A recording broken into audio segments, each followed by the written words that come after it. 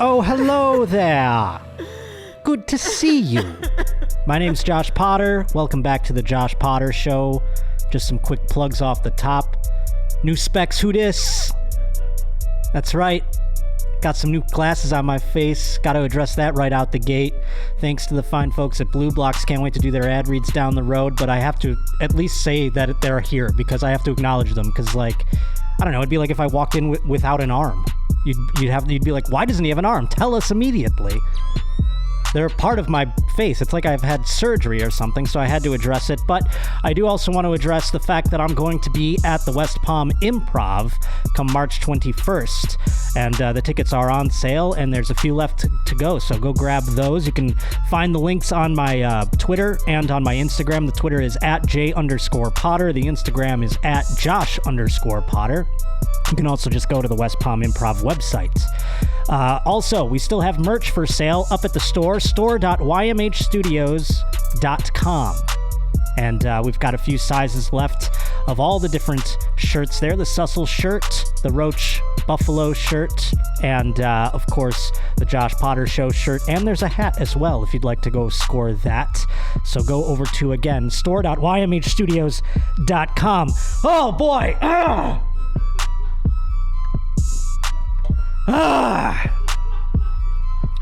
It's happening to me. I feel like an old school, like I've been drinking whiskey all night. Like a broadcaster gets on the mic and they're doing a daytime ball game and they're like, "Oh, there's a liner to first." They got a cough button though. I don't have one of those.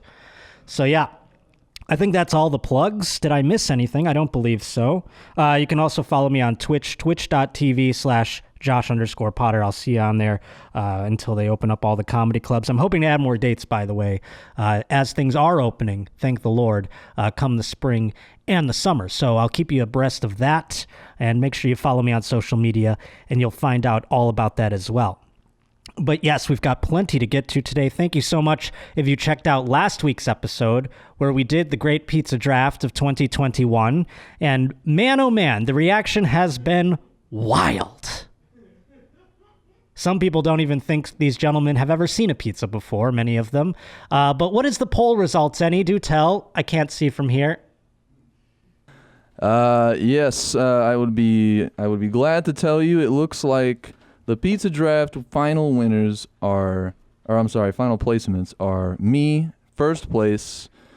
Big surprise. How many percentages? We're at 34%. Okay. I'm at 34. Second place is Nadav, which is really interesting because he receives basically nothing but beratement. I have to say something about this at some point. Yes, continue. Yes, and then who's third place? Myself. Third place is you at 26%. And fourth Zane. place is Zane, 9%. Not a lot of vegans in our. And I'll tell you what.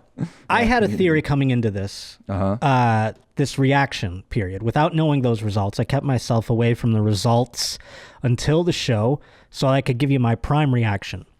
And I was coming into this thinking Zane was like the Trump of the draft. You know, because he was very polarizing. Because I was reading comments mostly. I was reading YouTubes and Instagrams and tweets and things like that. I was gathering reaction from that as opposed to looking at the actual results yet.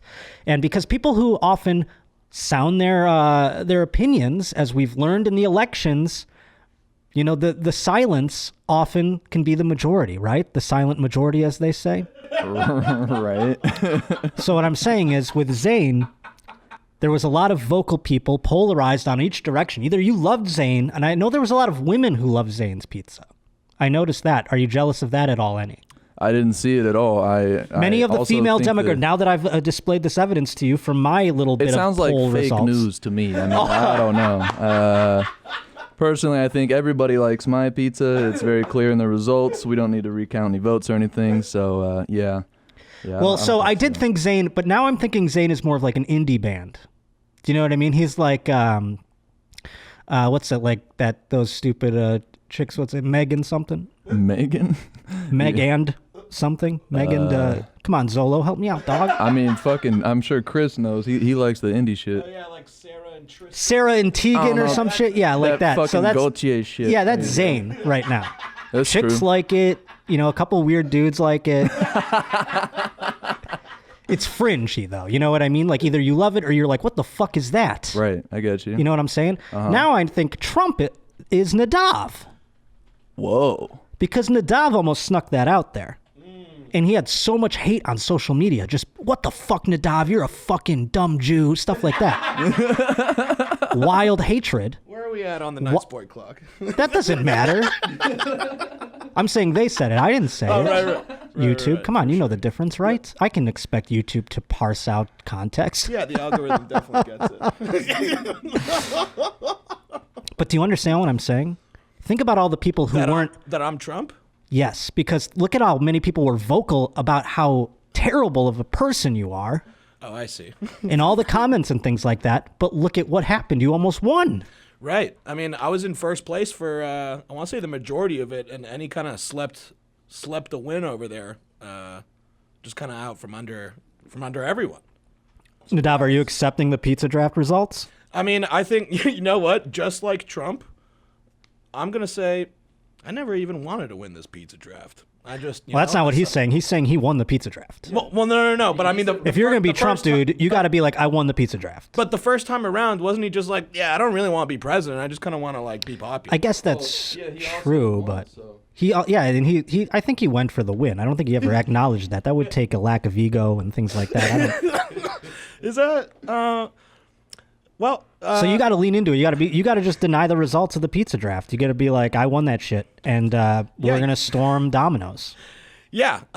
So for all you Nadav lovers out there, just destroy every single Papa John's, Domino's, pizza, pretty much any pizza establishment. That doesn't go in the nice boy clock. Anyone that likes pizza, I mean, you know where to go. You know what to do. You're I all think he nice means people. storm, not destroy. You're all good people. You're all nice people, right? Yeah. Stand down and stand by. Yeah, my nice proud boys. Jesus. That is Nadav, folks.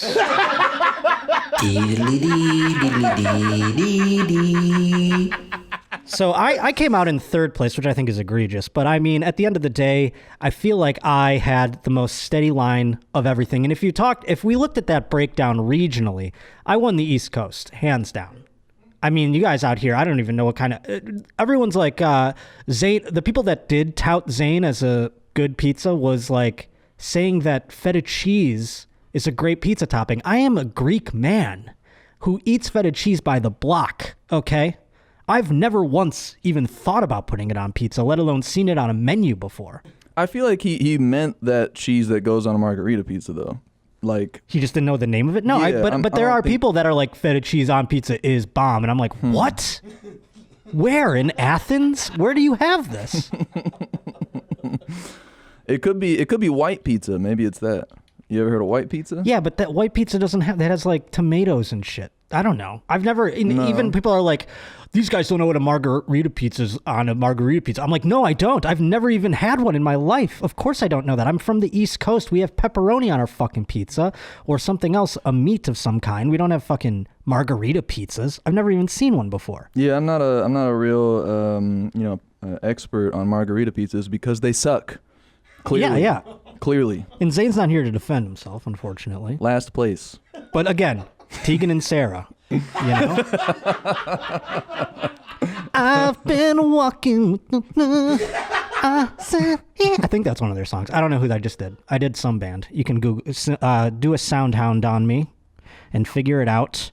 As we rear the end of the nice boy clock, though, we have some pizza analysis on deck here from the audience. This is a little bit of a breakdown from a lot of people here that have taken the time to really get to the bottom of things, and I'm excited to read what they've written. Let's start here with this one. This one just comes to us by way of Kyle from Massachusetts. An illegal pick was made that nullifies the entire draft, he declares, and he made a pick that was not specific topping, but a category of topping, and I believe I addressed this at the draft. Yeah, you asked me which one, and I said, what do you mean which one? Right, and we're discussing chicken here because you just said chicken as a whole. Yeah. So there are so many ways chicken can be prepared as a pizza topping: grilled, fried, garlic, marinated, barbecue, buffalo, and others. I'm sure I'm not even thinking of. If you called a pizza place and ordered a chicken pizza, they would ask for clarification. Therefore, just chicken is not an acceptable draft pick. Picking chicken as a topping is like picking all the veggies or all the cheeses. Or in a real draft, it'd be like the Patriots picking all of one position. I'm not sure what can be done about it at this point, but as a fat fuck from New England, where there are at least 5 pizza places per square mile, I just feel this injustice needed to be pointed out. And I did feel like I did bring this up, and I was about to let you have the whole animal. And I forgot about all the ways it could be prepared. So that means someone could have taken buffalo chicken and you could have taken grilled chicken. You understand? No, I do not understand. But because preparing chicken differently does not suddenly make it buffalo chicken. It's just chicken with a different sauce on it. So what you could say maybe is buffalo sauce. You could say that, I guess. I mean, I guess that's true. And again, this is what the gymnastics I did in my brain, because I understood what you were coming from. You're like, no matter the preparation, a chicken is a chicken. Yeah, because if you were to say cheese, that's not the same thing, because there are different types of cheese. There are not different chickens that you can prepare. I mean, I'm sure there's like whatever organic and shit, but like, wow, that is a great point. Chicken. The cheese is different than the other cheeses. Yeah. It is just cheese, but the chicken is not different. It's just prepared different. Wild little justification there. Unbelievable. It's dirty time. The Nice Boy Clock is concluded, may I say. You're a fucking genius. But here, this group did an entire analysis of the pizza draft. Oh, and by the way, if I was president, throw that man in jail. Which Fake one news. was that? This guy? The Kyle? one who said he's a fat fuck from New England or something like that. Kyle from Massachusetts? Yes, throw him in prison. Okay. Fake news. I mean, you didn't win the president. here. You won the pizza draft. It's like this. It's sports. And we're talking about Trump. I'm just saying. That was a. Okay, throw him in jail. So you want to be president now? All right, fine. Look, I might run. I don't know. You're like Biden winning, who's like, yeah, we're going to keep the Mexicans in their cages. All right, let's hear this group analysis here as we wrap things up from the pizza draft analysis, because this is some heavy-duty analysis. This is a group that got together, a brain trust, if you will. It says, inspired by your pizza draft from today's episode, myself and some fellow queefs assembled each team's draft as a complete pizza and then taste tested them. Here is our final rankings along with our taking notes. Now, I did clarify in the draft before anyone in the room gets upset over there, or Zane comes from the ceiling or something and yells at me for this. I did say that the pizza's toppings would be independent of each other. They didn't have to culminate into a collective pizza. And that's not something we should take into consideration, but this draft analysis takes that into consideration. So it seems that there are 4 people that took part in this draft, or in part in this pizza tasting. Ennie got 3 first place votes and 1 second place vote. I got 1 first place vote, 2 second place votes, and a third place vote. Zane got 1 second place vote, 3 third place votes, and 0 fourth place votes. And Nadav got 4th place on all 4 votes. A real left-leaning pizza tasting over here. Left-leaning taste buds there. Yeah, that's the difference between fake news and real journalism. You have factual information right there. Now, I these like 4 that. gentlemen, this is a nice sample size. Now, this is where they break it down here. This is about Ennie's pizza. While listening to the podcast, we were absolutely floored by Ennie's choices. His lack of knowledge of the pizza appeared to be translating directly to the lack of knowledge on pizza. Boy, were we wrong. Hold on. This was an outstanding pizza. His intense focus on meats in the second to fourth round was a masterful move and completely redeemed his somewhat polarizing first-round pick. While close to Josh's pizza, according to some judges, the tiebreaker was the extra kick of heat and the unorthodox meat combos. Ooh la la. The pizza was considered to be the healthiest of the bunch. It was like a sad diet pizza, according to some judges. However, the ingredients complemented each other well. We all felt very well-cultured and sophisticated after sampling this fusion pizza. That was Zane's. I'm sorry, that I didn't see the cutoff here. Sorry. That was the definition of Zane's. Got it. I thought that was continuing about yours. Yeah, I'm like, that doesn't healthy. So Zane's was considered the healthiest of the bunch. It was like sad diet pizza, blah, blah, blah. Yeah. Emo music. My pizza, standard, unassuming pepperoni and sausage. Most familiar. We've all had this pizza before and it felt like home. Judges believed my choices provided a more well-rounded pizza compared to Zane's, giving me the edge. Taking a girl to a fancy place, go with any. Getting high on your couch during a pandemic, go with a frozen me pizza. Frozen roach pie.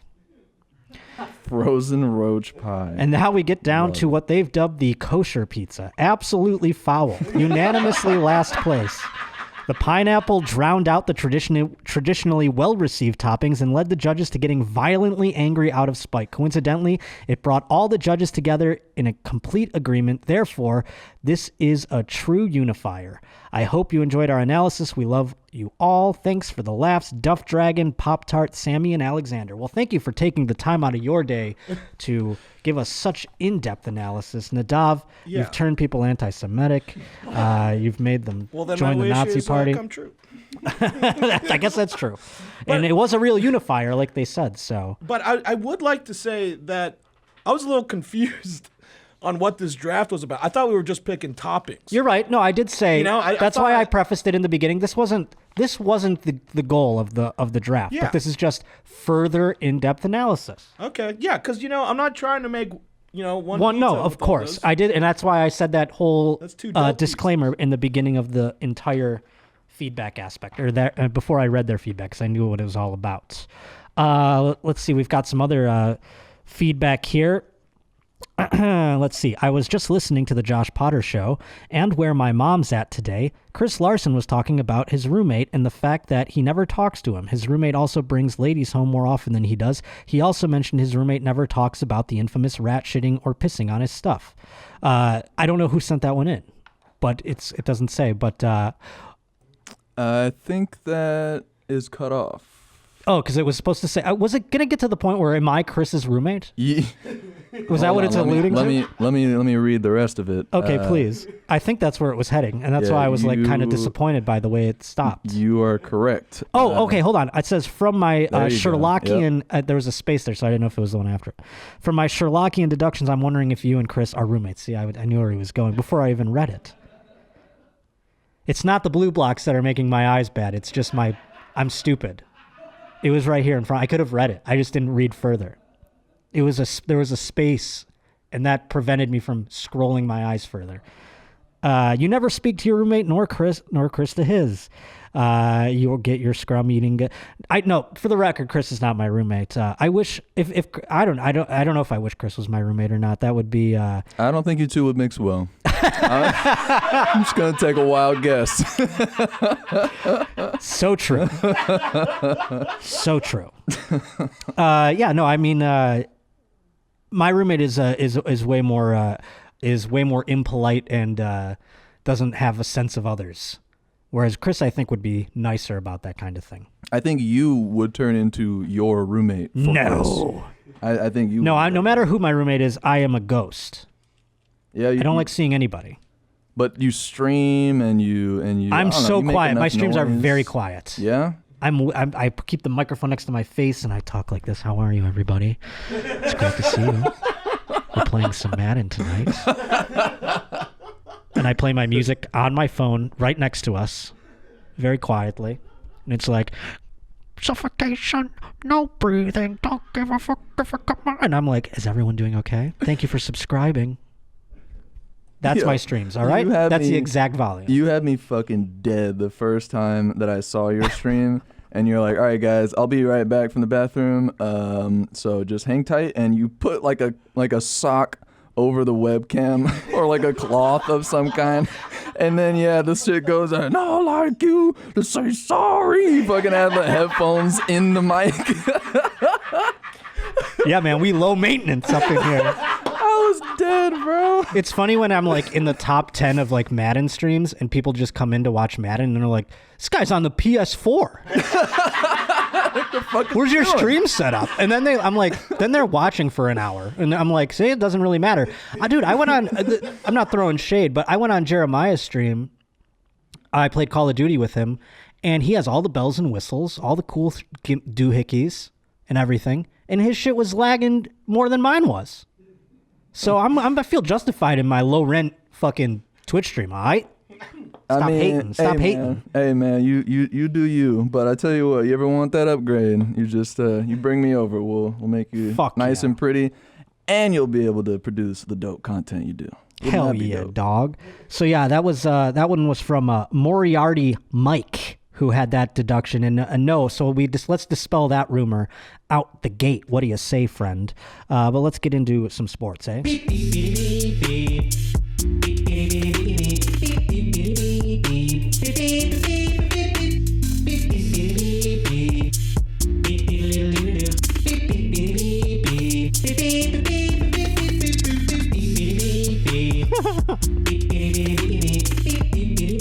one might go too long. I like it. I wanted to see where it went.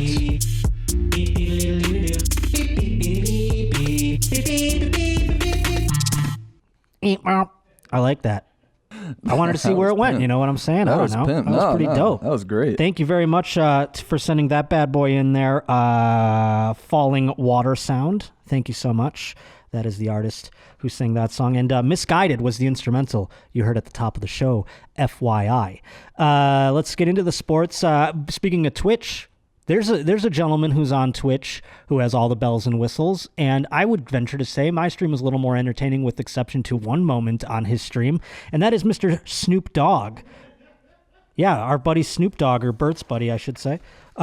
He was doing a Twitch stream where he's playing Madden. In the title of the stream was, do you have the title of the stream? I sent it to you in the prep, but I can't remember what it was. I don't have it in front of me, but I remember it was phone. Basically like, it was like, just smoke sit and back, chill. relax, chill. It's a vibe in here. That's exactly what it was. I just remembered it off the top of my head. That's right. So yeah, it was sit back, relax, chill. It's a vibe in here. And with Snoop Dogg, that is very much what the vibe you would think would be, you know, when you're going into a Madden stream. So let's get a glimpse of this chill ass Madden stream.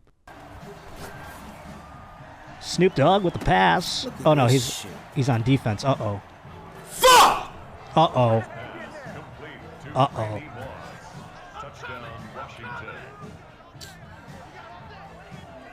Snoop, what's wrong, man? You got the menu up, dude. Snoop. It's okay, it's the... Fuck this shit! Uh-oh. Came in this fucking room and everything went fucking bad.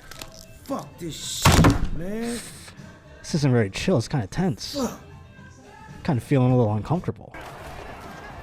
And then it just goes to no, like you see at the end frame there, it goes to no signal. And the stream stayed up for another 7 hours.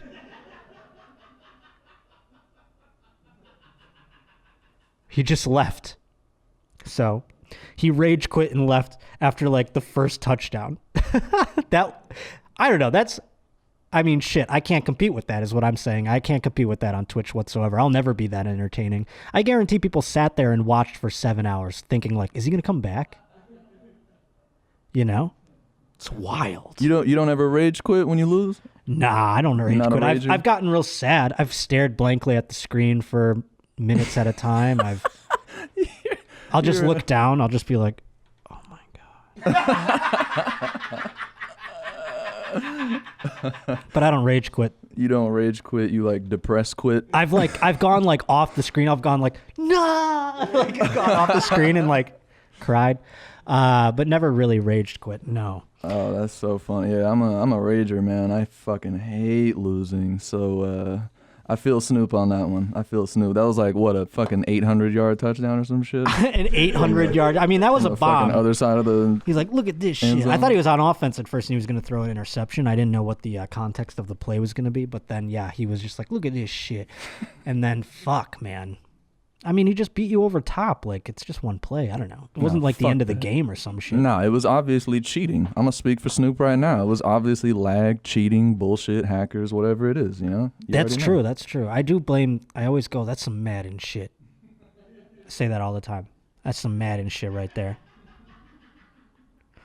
Well, next up in the sports, this involves a bit something for our international fans, a bit of footy, if you will. It is about the Barcelona Football Club. I think that's what they go by. Well, the Barcelona soccer team. It's one of the most wealthy sports teams in the entire world.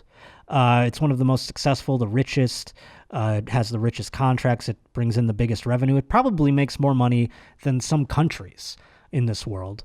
But they have recently had several former officials of their club arrested into what is related to last year's Barca Gate. Now, I was reading about this Barca Gate scandal, and this is something that I think we're going to see more of in the future. And I can't believe we don't really.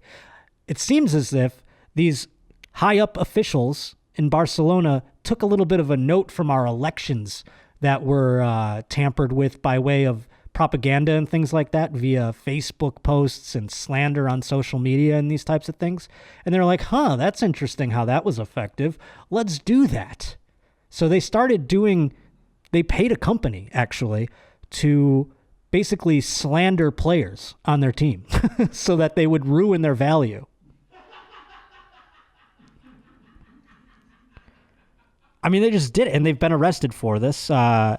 It was, they've named a bunch of various people in the front office, including the presidential candidate. I see these fucking soccer teams have like wild front offices. They have like elected officials in their front office, which is crazy because it's like such a fabric of the community and so much money is fucking coming in and out of there. It's wild. And it's almost like, it's just weird, the culture. They have youth camps and shit. It's fucking weird, okay? I mean, I love sports, but good golly. But it's very successful, and it's got such a rich tradition and things like that, Camp Nou and all of that. So I just think this is bizarre that, that they're getting arrested for this type of thing. Of course, this is over in Spain. I don't know that you can get arrested for that type of thing here in America, can you? I guess you can get sued, but can you get arrested? That was something I was wondering. But I'm just waiting for companies to just start doing this to people. You know what I mean? Just like motherfucking people in the press or on social media or something, or railroading them just to lower their value. And then they could be like, maybe blackmail them into staying working for them. They're like, you're not getting a job anywhere else because we're just going to do this. You know what I mean? We've got this mine of human beings on computers that are just going to fucking trash you out there in the world. The information and documentation requested by the judicial police force relate strictly to the facts relative to this case. Barcelona expresses its utmost respect for the judicial process in place of the principle of presumed innocence for the people affected within the remit of this investigation. That was Barcelona's statement. Basically, yeah, again, I thought that was going to be more about the cover-up. So the club released a statement confirming this operation was tied to last year's Barca Gate when it was accused of covering up payments made to 13 Ventures. Now, 13 Ventures is the name of this company that was providing all of the misinformation and slander. The football club is currently more than $1.1 billion in debt.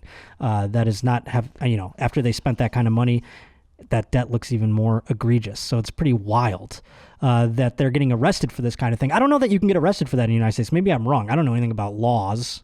I've broken a few on accident as a result of that. Arrested for slander? Yeah, for like paying a company to like slander people. Let me look it up. I mean, I know that you can get sued for slander, but can you get arrested for slander? Maybe on such a large scale and such a, spending that much money or something like that. At the end of the day, I don't fucking know, but I just thought it was wild, and I can't believe we don't hear about that happening more since the election. I can't believe more people weren't like, hey, that Russia's kind of onto something with those fucking buildings of people on computers just pumping out all kinds of misinformation. We should do that. Here we go. I got it right here. It says, understanding slander, a person will not go to jail. However, it is a tort or civil wrong, so you can be sued for it. Yeah, you can be sued for it, but you can't go to jail here. No jail. Pretty interesting.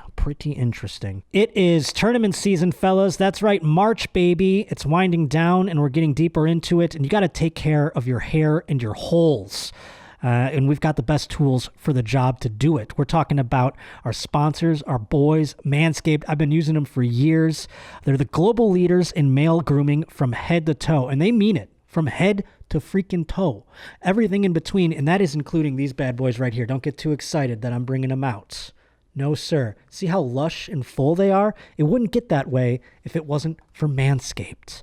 So thanks to them, I'm able to trim my shoulders like a bonsai, get them to grow out, and excite all of you on my cameos and things like that. And also I can eliminate hair in places that is I don't want it, like my ears, for instance, my nose, because my hair doesn't just grow on my shoulders, as you can probably guess. It grows pretty much everywhere else. And I don't want it growing in my ears and in my nose. So thanks to the performance package from Manscaped, it keeps all those holes and the hair in them pretty tamed. And even my beehole hair, it keeps pretty tamed as well. Right now, every purchase at manscaped.com goes towards contributions made to the Testicular Cancer Society.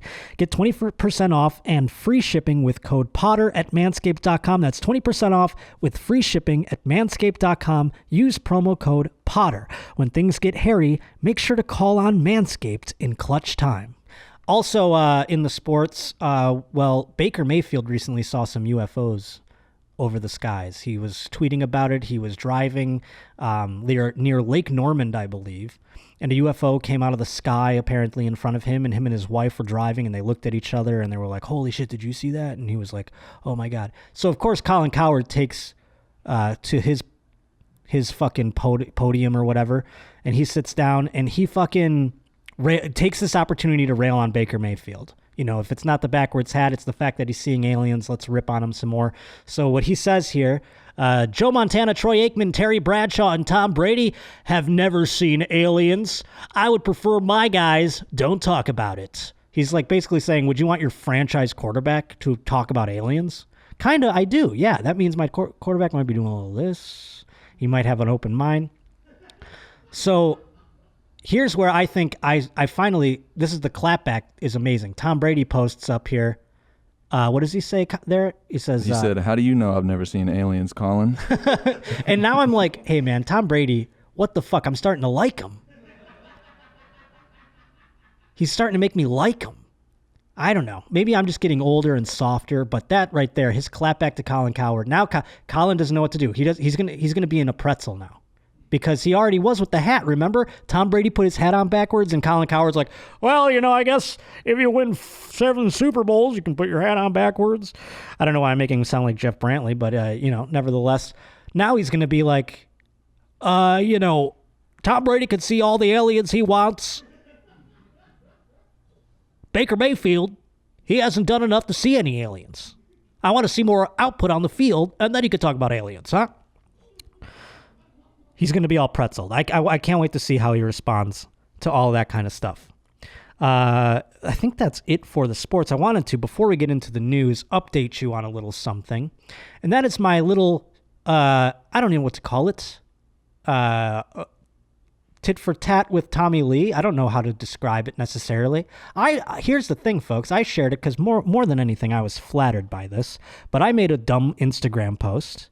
And then Tommy Lee, the next day I notice because I follow him on Twitter or on Instagram. I love the guy. I notice he has the same post with the same caption. And I'm like, that's oddly the same. That's the exact same thing. So I was like, what the fuck? And so I screen grabbed it and I put them side by side. And I was like, this is weird or whatever. And, I'm more flattered than anything else. Because here's the thing. He did say it was in his suggested posts. Notice it does say the suggested posts at the bottom left corner there. See that? Because he screen grabbed that part. Right, yeah, suggested posts. But he wrote in the caption. So he still just did the same. Like, you know what I mean? Like, I don't know. Musicians don't seem to. I don't care. Here's the thing. I've been stealing the man's big dick shtick for like 2 decades now. So we're even, I guess. Tommy Lee can steal all my posts. He drove his boat with a dick. He can do whatever he wants. I was more flattered than anything else. But I just wanted him to maybe say what's up to me or something. That would have been cool. But don't bother Tommy Lee with all that, He's just being chill. He probably saw it. I'm glad he thought it was funny enough to share again. That's cool. I'm pretty flattered by all that. But let's get into the news now, eh?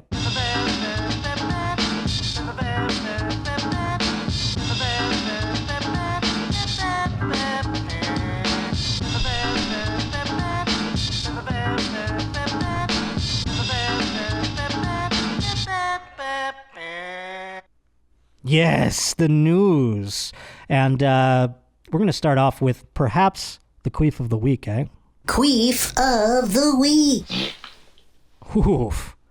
That was a beefy one, eh? And we have a little backstory to that, Queef. The audio of that. That's from beep, beep, beep, beep, beep, LJ. It says, hello, Josh. As a transgender man who is still currently owns a vagina, I would love to seize the opportunity to be the first man to gift you with an audio clip for Queef of the Week. I was rolling around on the ground on my bathroom floor, trying my hardest to get the best queefs for my kings and queens above 18. Please enjoy. So that is from LJ, our first transgender man queef.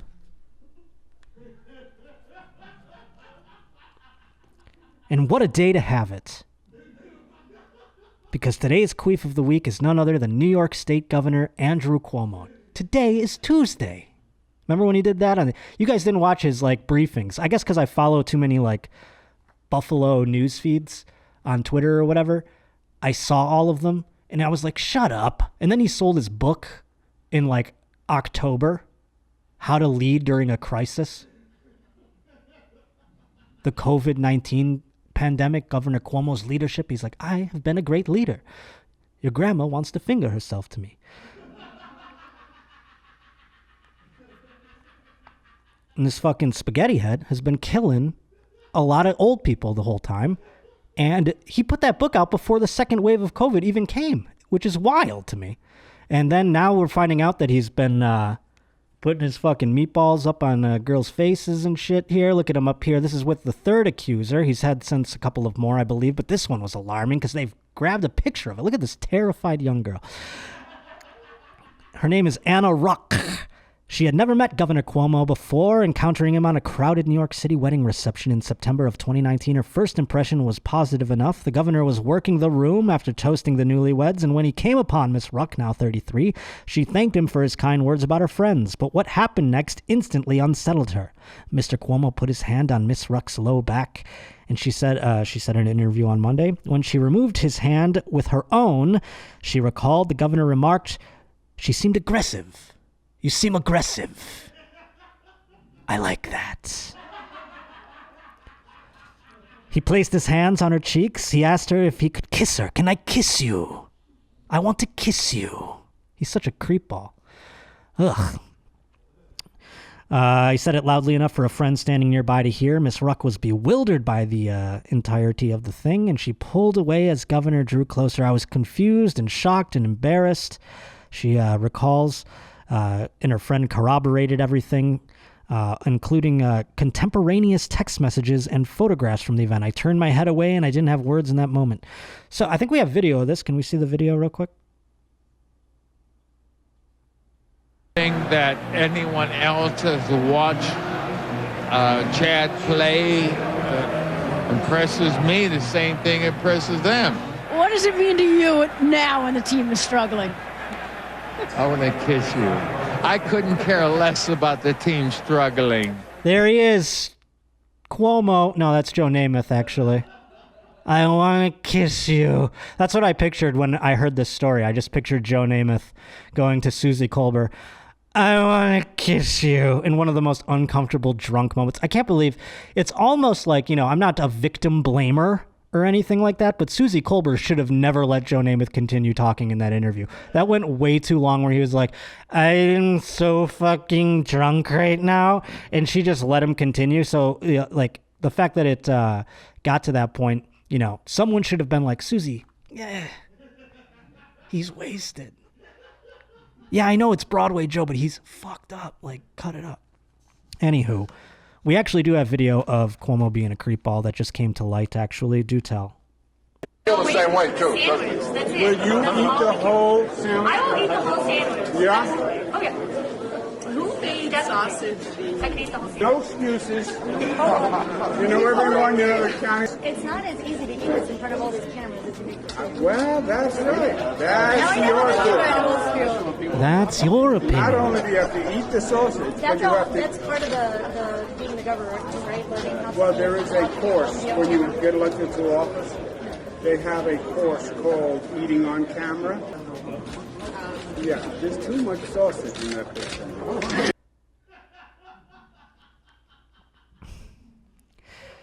Oof. I'm sickened by him.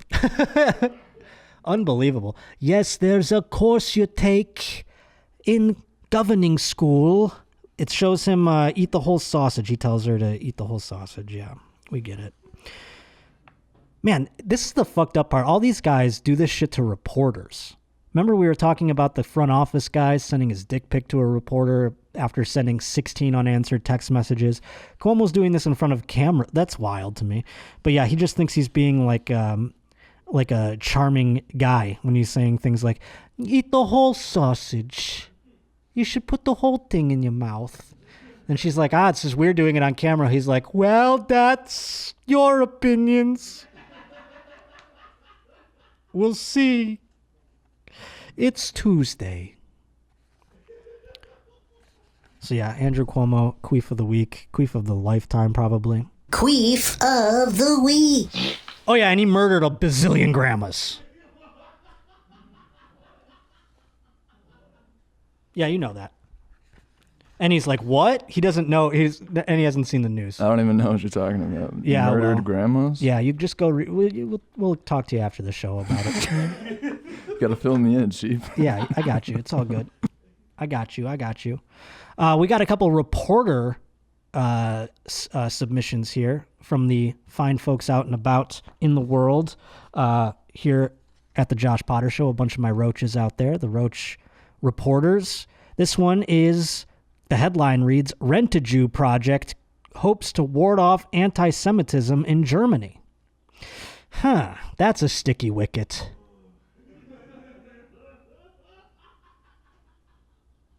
How long until Rent-A-Jew becomes Rent-A-Buy-A-Jew? You know? Let's see what the article says. With a population of 100,000 Jews, Germany is home to the world's fastest growing Jewish community. And yet many Germans have never met a Jewish person. Weird. Something called Rent-A-Jew aims to change that aspect of things. How many of you have met a Jew? At a technical college in Western Germany, they asked. 15 out of 20 cautious teenagers answer with just as many variations of no. I've most likely crossed paths with one, says one student, but I wouldn't necessarily know. That's where Rent-A-Jew steps in. That's like a commercial. That's where Rent-A-Jew comes in. You never forget your first Jew, the project's tagline reads. The initiative, with its admittedly provocative name, was launched by Munich-based European gentleman named Janusz Korczak Academy. Okay. The program's 50 members are leading seminars with private groups and educational establishments across Germany. In reaching out to non-Jews, the initiative aims to provide the opportunity to socialize with the Jewish community and break down prejudice. Among them is Moscow-born Masha Schmerling and Hanavin Monty Aviel Ziv Ott. Just put his fucking first name. I mean, good Christ. This guy's got 7 names. We know it's questionable. It's there to promote conversation. So they know, they're like, this is weird. And some people might get a kick out of it in a strange way. But hey, at the end of the day, they might go, you know what? I kind of like these Jews. People don't trust. That's chanceless, Potter. That's chanceless? Well, okay. No one's gonna like it. We know your opportunity. No one's renting you. Don't worry.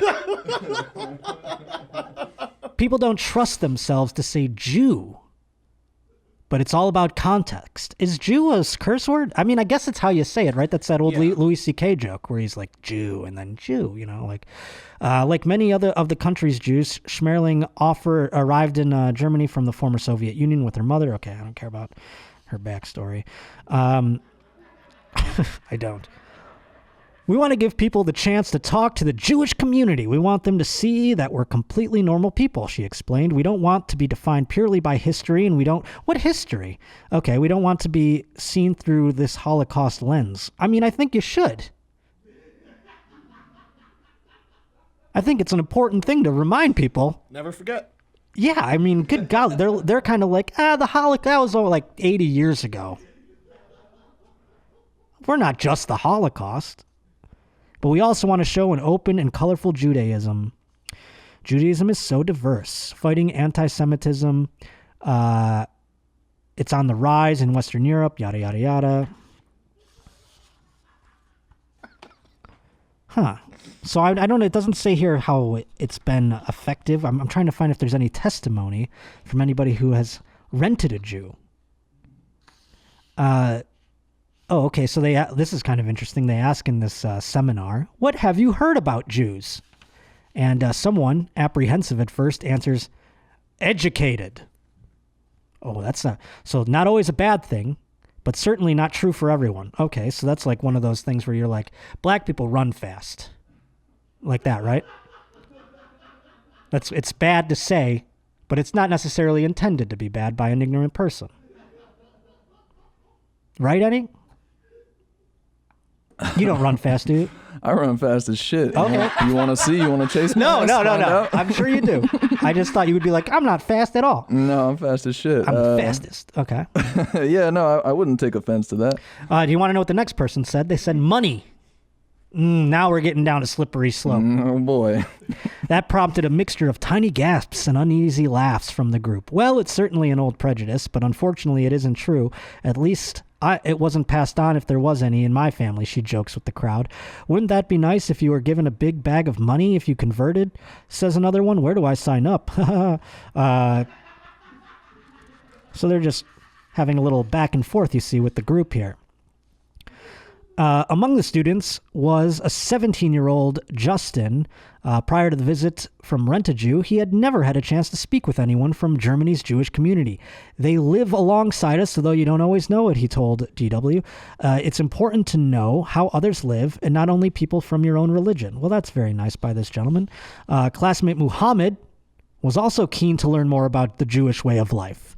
Not only have I learned about the day-to-day life in Judaism, but I've also learned that many things I've heard about Jews aren't actually true. No kidding. Muhammad was fed misinformation about Jews.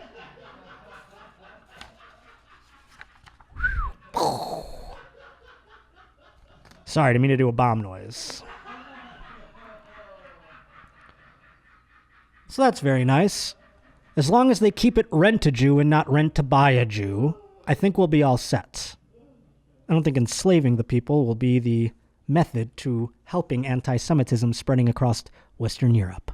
Another reporter out there, a Roach reporter, Roving Roach, Alessandro sent in this one. It's a hit-and-run driver left a scene, went to journalism school, and delivered a radio report on the deadly incident.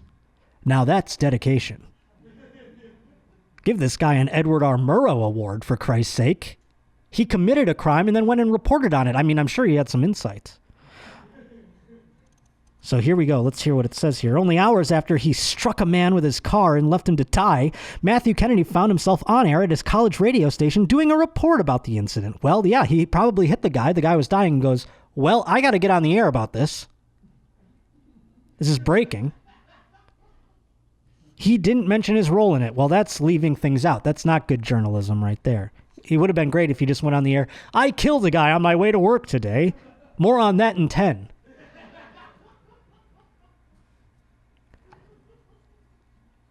It was just one surreal moment during the 12 hours Kennedy spent trying to desperately wash his hands of the involvement in the death of the man whose family said he found or had finally turned his life around. The actions of Kennedy, at the time a journalism student at Nova Scotia Community College, were laid out Monday in a court decision that sentenced him to 6 months in jail and 2 years probation, not just for the hit and run, but for his steps to cover it up. He chose to leave the scene of the accident, deny his involvement in the accident on multiple occasions, and attempt to cover up the fact that he struck a person with his vehicle. I'm just finding my... murder. He did do that after all. This choice and his resulting actions carry significant consequences, blah, blah, blah. How did he cover it up? Well, he never said that it was him in the first place. He went on the air and he goes, a black sedan. Yeah. He just says the wrong car. Exactly. An African-American woman driving a black sedan, driving down the... He really fucking throws it out there. He Susan Smiths it. I think it was black people who did it in a black sedan. Wink. Sources say there was loud rap music blaring from the vehicle. Rims were on the vehicle. He just gets real out of pocket with it. But thankfully, Well, here's what it says here. Kennedy returned to the scene of the accident about 15 minutes later, according to court documents. Although he saw a parked vehicle and a man on a cell phone at the scene, he stayed in his car and did not identify himself. And about an hour late, he probably just was like, some guy saw him and they're like, what? Because he's probably got a giant dent on his fucking fender and shit. He's just chilling there. What happened? I don't know, man. That guy's hair is in your fucking grill. About an hour later, he again returned to the scene, and again he didn't identify himself to police, and he left and returned to the college campus. I'm just doing some follow-up on a report earlier. Later during the 8 a.m. news broadcast on campus, he reported the fatal vehicle-pedestrian collision as the first item on the broadcast. Breaking news, top of the 9 a.m. broadcast. When a colleague later offered to help him with his broken windshield, he saw hair around the hole in the glass. I called it and asked what it was. Oh my God, I've been reading too much of this shit. Kennedy replied that he had tried to cover a hole with his coat and that the hair was dog hair from his coat. That same colleague also noted a dent on the hood of Kennedy's car and asked Kennedy if he'd been involved in the fatal accident. Kennedy denied it and then said, that was ridiculous. I was on the air reporting about it. How could I be involved? Kennedy then left campus for job interviews at a couple local radio stations where he said, hey, did you hear my report earlier? According to the court documents, he checked his phone often and did an extensive internet search for vehicular manslaughter. He told police afterwards he picked the hair out of his shattered windshield in case the police looked at his car. He said he was thinking as he was doing it, how can you be doing this right now? You understand what you're doing, right? How are you freaking doing this right now? How are you not freaking out? And the other side was like, so I want to go to prison, motherfucker. Yeah. What the fuck you think? That's wild. I mean, this is precisely why I never drove on Halloween, because I didn't want to have a fucking kid up in my grill when I got home. You know what I'm saying? Like, I was like, no, Josh, you're bad at seeing. It's dark. There's children running across the street in dark costumes. Stay, because I would have been like, you know? No, I would have turned myself in immediately. I'm a bitch. I'm a guilty conscious bitch. I would have been like, what? I would have just cried on the side of the road. I wouldn't have done this at all. I wouldn't have been able to pick the hairs out of it. You kidding me? I wouldn't even have seen the hairs. Like, my car got off pretty good there, huh? I don't know. Who knows? I wanted to wrap up with this story, though. We have a bit of an in memoriam, I'm afraid. Can we pull up the image? We lost an OG, folks. That's right. We lost one of the real ones. This gentleman, a serial killer. His name. Oh, God, I'm sorry. I will remember you. Will you remember me? Roger Reese Kibby, 81 years old. Ooh, I turned it down too much. Gotta keep the music playing. Oh, it's just tough to get through this. You know, this is my real professionalism coming through. I can't show real emotion. Oh, the I-5 Strangler. He was murdered in prison. And, yep, just happened over this past weekend. Reports came out on Monday. One of the correctional officers doing rounds spotted Roger Reese Kibby. He was 81 years old, unresponsive in his cell at the Muley Creek State Prison southeast of Sacramento. They said they are investigating the death as a homicide. Remember you. Will you remember me? Don't let your life pass you by. His cellmate was standing nearby, officials say. Kibby was taken to the prison healthcare facility and pronounced dead less than 45 minutes later. Amarato County Sheriff, yeah, it still goes. If you don't remember Kibby, he was the I-5 Strangler, as I said. Let's see what he used to do here. Kibby used to be a furniture maker whose brother was a law enforcement officer. He was convicted in 1991 of strangling 17-year-old Darcene Frankenpole, who had run away from her home in Seattle. Will you remember me? Don't let your life pass you by. Weep not for Oh, the memories. All right. He also he was nearly nude, or her nearly nude body. Excuse me. I'm sorry. My eyes are just cloudy with tears. Having trouble reading the copy. Her nearly nude body was found by a jogger west of South Lake Tahoe below Echo Summit, September of 1987, 2 to 3 weeks after she was killed. So that's his first victim. At the time, said Kibby was the suspect of 6 other killings believed to be linked to the I-5 strangler, whose trademark was cutting his victims' clothing in odd patterns. Several took place in the Sacramento and Stockton areas alongside I-5. Prosecutors then were unable to file charges in those cases, and he was sentenced to 25 years to life in prison for just Frankenpole's death. That changed in 2009 when a San Joaquin County District Attorney officer investigator used new developments and evidence to connect him with old slang. So he did end up getting charged for those other 6 new counts, and he pleaded guilty to those back in 1977. Or excuse me, in 1986. 1977 is when they happened. My bad. So yeah, 1986 is when it all went down. But it wasn't until 2011 that they found even more remains of a piece of bone in a dry riverbed near Lake Barisa after Kibby agreed to help locate her body as a part of a plea agreement. Burley was 21, babadi-boop.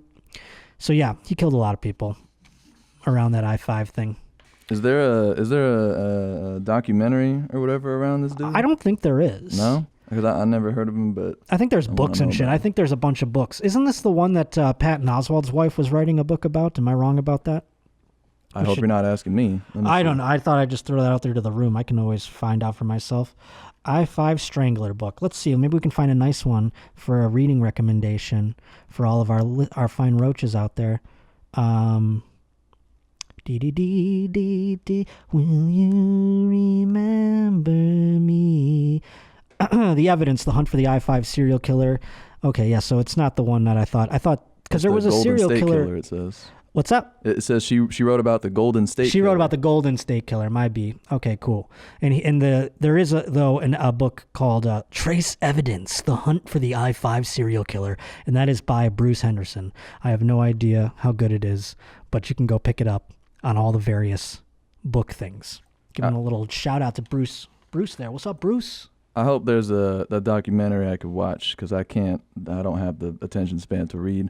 And I'm really, really upset about how that stupid Nightcrawler one ended, so I got to get another one for sure. You were upset the way Nightcrawler ended? Yeah, I was upset. I feel like it was, when a movie's getting real good and it's like, oh, like something big is coming and they're going to get him or whatever.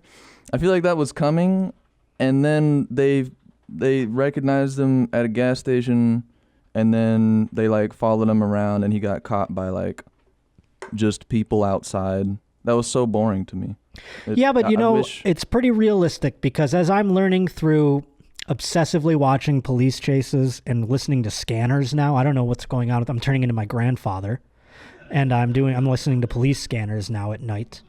And then finding feeds and stuff, stringer feeds and stuff on the internet.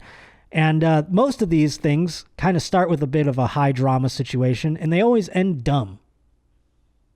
So kind of the same situation there. But I'm sorry that you were disappointed by the movie, my movie recommendation. But yes, I hope that there is a I-5 Strangler documentary. Did you Google that? Google that and see. Wait, your recommendation? I thought I recommended that, yeah. No. No. Yeah, I just watched it randomly, but I felt like he was about to do some real interesting shit, and then they caught him, and it was pretty lame. I feel like I wish he didn't get caught right then. I wish he got caught like a month later. That would have been cool. I get you. Okay. But all right, let me look. I'm yeah, Google and see, and I'm going to read this last bit of viewer feedback here. It says, Josh, my birthday is coming up in late March, and I planned an impulsive trip up north to Buffalo, New York. I thought that since you are well-versed in the Buffalo region, why not get some advice from the king above 18? Do you have any recommendations on what to do in Buffalo? Which place to get wings from? Sites. Thanks in advance. Love the podcast, and F the nice boy clock, Sam. Well, Sam, and I'm glad that I'm bolstering Buffalo, New York tourism. That's very cool. I'm going to just give you the just go downtown, go to Allen Street, and just get drunk. I think you can go in bars now. I don't know, though, because that ends my sights and sounds for Buffalo is the bars. Go to Mr. Good Bar, go get wings from Gabriel's Gate, and you can just stay in that 2-mile radius, and you'll be all set. Other than that, I got nothing for you. Go check out fucking Niagara Falls if you want to look at a bunch of water, be all frozen and shit. I don't care. But just get drunk, hang out, and fucking eat some wings. And what do you got here, my friend? It says the hunt for the I-5 killer. Wait, hold on one second. Niagara Falls is in. It's about 10 minutes outside. It's in America. It's in both. It divides America and Canada. You can see it from both sides. Oh wow, I definitely. There is a Canadian Falls and an American Falls that once were unified, but with erosion have split, and now they are two separate. There's the Horseshoe, which is dubbed the Canadian Falls, which is appropriate because Niagara Falls, Canada, much more majestic than Niagara Falls, New York. I just fear there's Japanese tourisms out there, or tourists, a Japanese dad or something who's like saving up all his money to take his whole family to Niagara Falls, and he picks the American side because of course the American side's better than the Canadian side. And then he gets there and it looks like Johannesburg, and his kids are like, "What the fuck, Dad? Why'd you bring us to this shithole?" And he's like, "I had no idea." Meanwhile, the Canadian side's like a carnival. So if you ever go to the Canadian side, check it out. Better view. Sorry, Niagara Falls, New York, but you fucking get it together. Get your shit together, and then I'll praise you, all right? Golly. Let's wrap it up, though, huh? Thank you to all the feedback on the pizza draft. That was wonderful. We had a wonderful time doing it, and it was overwhelming how many people had opinions on it. I was shocked, actually, at how many people were up in arms over the pizza draft. So thank you for giving us all that feedback. Again, if you want to send in a story or give us some feedback, you can email us. It's joshpottershow@ymhstudios.com. That is the email that you can send those things in. Also, store.ymhstudios.com is where the merch continues to be located. Go check all of that out, and make sure you purchase some of that for me, please. And also, West Palm Improv. I'm coming March 21st. We're winding down the days here. There's a couple tickets left to go, so make sure you scoop up tickets to that. Again, March 21st at the West Palm Improv. Tickets on my Twitter @J_Potter. Also on my Instagram @Josh_Potter. And that is that, my friends. Thank you so much to Misguided for this instrumental. Our closing song is coming to us by way of Odd Track Numbers. So thank you to him for this track to close us out. And enjoy the rest of your week, folks, and we will see you next Tuesday on The Josh Potter Show. It's dirty time. It's dirty time. I'm ready to go. It's dirty time. It's dirty time. I'm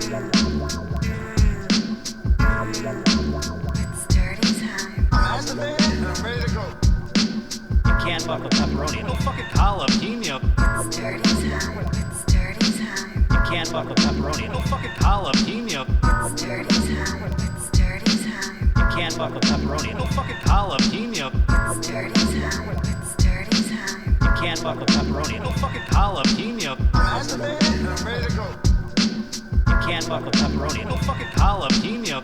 It's dirty time. It's dirty time. You can't fuck with pepperoni. No fucking jalapeno. It's dirty time. It's dirty time. You can't fuck with pepperoni. No fucking jalapeno. It's dirty time. It's dirty time. You can't fuck with pepperoni. No fucking jalapeno. I'm ready to go.